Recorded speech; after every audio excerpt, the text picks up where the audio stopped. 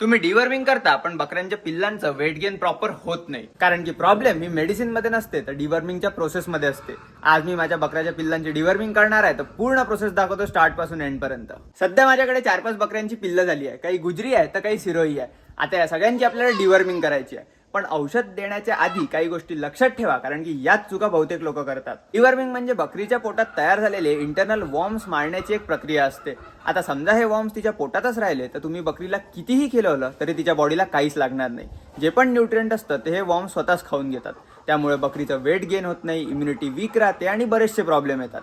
म्हणूनच regular deworming करणं हे अत्यंत गरजेचं आहे. एक लक्षात ठेवा की डिवर्मिंग ही उपाशीपोटी करायची आहे आणि डिवर्मिंगचा डोस हा प्रत्येक बकरीच्या किंवा पिल्लाच्या वजनानुसार द्यायचा आहे. डिवर्मिंगसाठी तुम्हाला फेनबेंडाझोल किंवा एल्बेंडाझोल सॉल्ट ज्या मेडिसिन मध्ये आहे ते मेडिसिन वापरायचं आहे. आणि बकरीचं वजन समजा 3 किलो असेल तर त्याला 1 ml म्हणजे 3 किलोसाठी 1 ml हा त्याचा डोस असतो. पण हे लक्षात ठेवा की हा व्हिडिओ फक्त बकरीच्या पिल्लांसाठी आहे. गावण बकरीची डिवर्मिंग वेगळ्या प्रकारे केली जाते, नॉर्मल बकरीची वेगळ्या प्रकारे केली जाते. त्यावर जर तुम्हाला व्हिडिओ हवा असेल तर मला कॉमेंटमध्ये नक्की सांगा. आता सगळ्यात महत्त्वाची गोष्ट ज्यात सगळे लोक मोस्टली चुका करतात. आता डिवर्मिंग तुम्ही आज केली, त्याच्या नंतरच्या दिवसापासून तुम्हाला काय काय काळजी घ्यायची आहे. तर सगळ्यात पहिले तर डिवर्मिंग केल्यावर 2 ते 3 दिवस फक्त सुका चारा खाऊ द्या.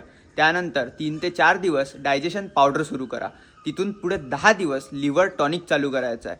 आणि त्याचबरोबर 3 दिवसानंतर तुम्ही मग हिरवा चारा देऊ शकता. आणि जो खुराक आपण देतो त्याची जी अमाऊंट आहे ती अर्धी करून द्या काही दिवस. या सगळ्या गोष्टी जर तुम्ही प्रॉपर फॉलो केल्या तेव्हा कुठे तुमचं जे औषध दिलेलं आहे ते बकरीला व्यवस्थित लागेल आणि ते वर्क करेल. आता ही डिवर्मिंग नेमकी करायची किती वेळा? तर पिल्लू जन्माला आल्यावर 15 दिवसानंतर त्याची पहिली डिवर्मिंग करा.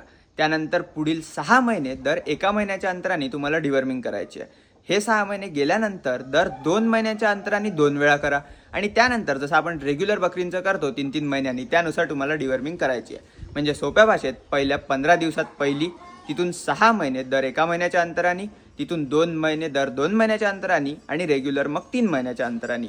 हे जर तुम्ही प्रॉपर फॉलो केलं तर पॅरासाइट कंट्रोल होण्यात मदत होईल आणि वेट गेन जबरदस्त होईल. इंस्टाग्रामवर मला सगळ्या व्हिडिओ एकदम शॉर्टमध्ये बनवावं लागतात, पण इथे एकदम डिटेलमध्ये आणि व्यवस्थित व्हिडिओ घेऊन येणार आहे. तर चॅनलला सबस्क्राईब करायला विसरू नका. पुढच्या व्हिडिओमध्ये आपण बघू की गोटचं वॅक्सिनेशन शेड्यूल काय असतं, कधी द्यायची, कुठली द्यायची, सगळ्या गोष्टी डिटेलमध्ये एक्सप्लेन करू. भेटूया पुढच्या भागात. Bye bye.